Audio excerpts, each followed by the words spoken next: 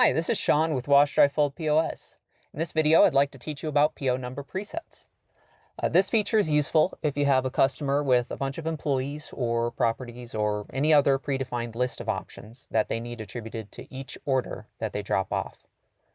To add PO number presets, first you open the customer's profile and then add them on the Info tab. And you'll see here after I add the first one, the Require PO number option is enforced.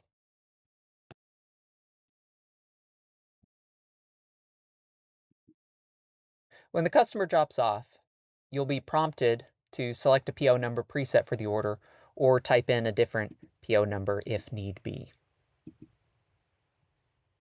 You can view an order's PO number on its receipt, on the order tracker, in the order details pop-up, on the recall order screen, and also on the order list report.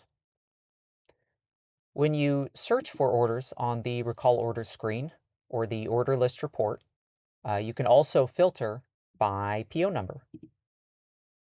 If you search for a specific customer first, you can then also filter by that customer's PO number presets.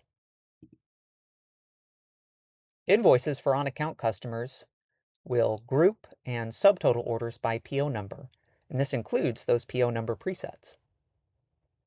The option to hide the PO number subtotal section on invoices can be found on the account settings page.